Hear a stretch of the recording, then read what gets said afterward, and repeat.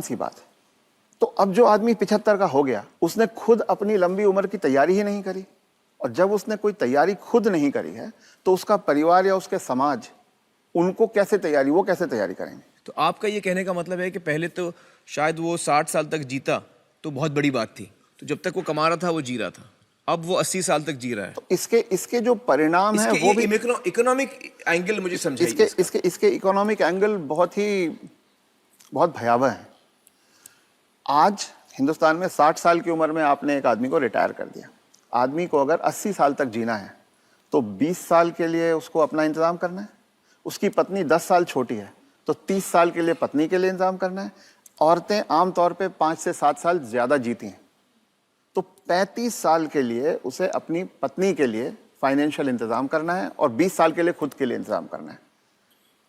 आज के इन्फ्लेशन में, आज की महंगाई में कितना भी पैसा आप एक जगह रख दीजिए, क्या वो 35 साल तक खींच सकता है? ये प्रैक्टिकल नहीं है। और जैसे जैसे उम्र बढ़ती जाती है उनके बच्चों की उम्र भी बढ़ रही है जी। जो आज 70-75 का होगा, बच्चे भी तो 50-55 के हो रहे होंगे।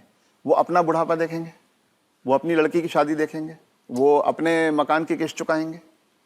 तो जो पीढ़ियों के बीच की जो दूरियां हैं वो बढ़ती जाती हैं। ये इकोनॉमिक वजह से बढ़ रही है। इकोनॉमिक वजह से बढ़ रही हैं।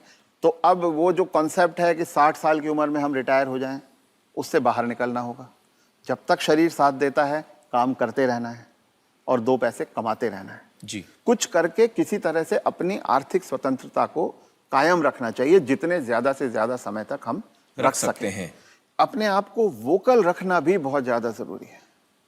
अगर मेरी परवाह मेरे परिवार वाले नहीं कर रहे हैं और अगर अड़ोसी पड़ोसी इस बात को जान जाएं तो कोई भी बुजुर्ग कभी भी किसी परेशानी का सामना नहीं करता, क्योंकि तो चुप ना रहें। चुप रथ ना साहब रहें। ये कह रहे हैं कि चुप ना रहें। अगर आपके बच्चे आपके साथ व्यवहार ठीक नहीं कर रहे हैं सबको बताएं।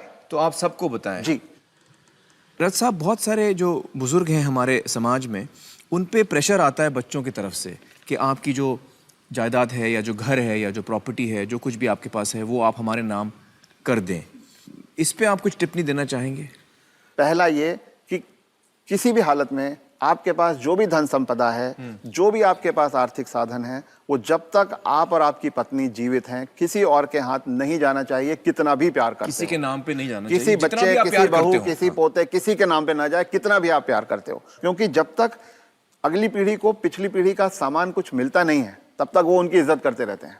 वो हाथ पांव भी दबाएंगे, वो अस्पताल भी ले जाएंगे, वो दवा दारू भी करेंगे।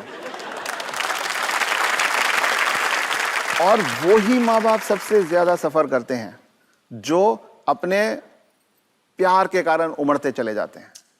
मेरा बेटा, मेरी बेटी, मेरी बहू, मेरा पोता, जो ये मेरा मेरा करना जिसने शुरू किया, बस वहीं से उनके दुर्गति के दिन शुरू हो जाते हैं। इसलिए सबको ये ध्यान रखना चाहिए कि कुछ भी हो जाए, कोई प्रलोभन आए, कोई इमोशनल ब्लैकमेल हो, कुछ हो, उन्हें अपने पास अपनी चीज को रखना चाहिए। उन अपने बच्चों से शेयर करें तो अपनी मन की खुशी को शेयर करें, अपने पैसे को शेयर ना करें। जी।